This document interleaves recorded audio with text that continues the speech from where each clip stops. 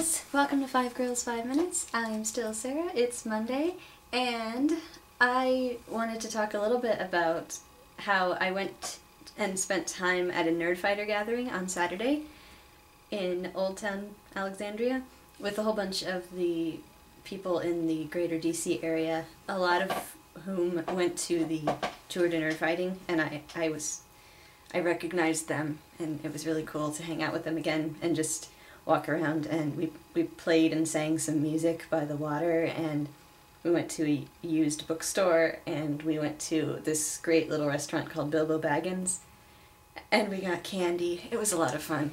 And while I was there, Hank Green and John too, but I think Hank mostly, is doing this thing called the Nerd Cache, where he goes and hides, I think it's always the same thing, but he goes and hides gifts for people in the area in a undisclosed location, and then he'll tweet like clues and stuff so you can find it. And one of the Nerdfighters from the Bethesda stop was gracious enough to go and get all of the things, and give them out at different Nerdfighter gatherings in our area, because that seemed the easiest way for everybody to get it, because not everybody lived close enough to go to Bethesda on a whim. And so I got one of the things. It's a button, and I don't really know where I want to put it because I don't want it to fall off. Buttons have fallen off my purse before, but it's really nice and I like it, and that made me happy. So, and that way everybody who wanted a button could get a button, because she went to all the different, or she's been going to all of the different gatherings recently to try to hand them out. So I think that's awesome. It's just another sign that Nerdfighters are kick-ass. And now I will talk about questions, because I have some questions to talk about. I'm awesome at this. Okay. Tara asked, who do I/we want to meet?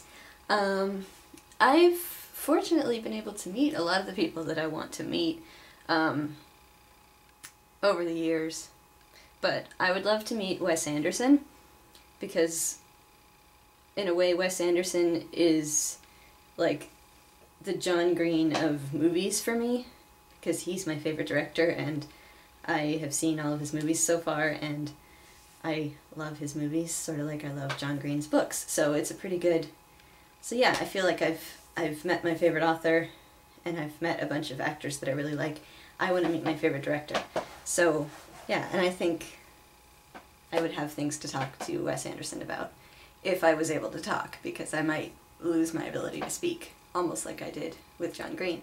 And then Itzel asked if we like nail polish, which I do think was asked before, but it's funny because it was asked before and I didn't have any nail polish on, and then I put nail polish on, and now it's asked again and I don't have nail polish on anymore. I do like nail polish. I especially like it if it's green and sparkly a little bit. I don't like taking it off though, so that's why I don't usually wear it. It's not really a common thing with me. Like rings, I don't wear rings because I hate how they never fit me. But that wasn't a question. But yeah, I don't like removing it, because if you use nail polish remover, it hurts a lot of times because I bite my nails to oblivion. And last time we didn't have any nail polish remover, so I scratched it all off because I'm a psychopath. But yeah, so I like it. I just don't really, I'm lazy and I don't like hurting myself, so. And then Tally was asking what we think the best 3 musicals are. And I had to think about this on her live journal entry, but I did answer. Let me see if I can remember what I said. I said Sweeney Todd, because I think Stephen Sondheim is brilliant, and I think Sweeney Todd overall, the story is great, and all the songs are really beautiful and fit the story.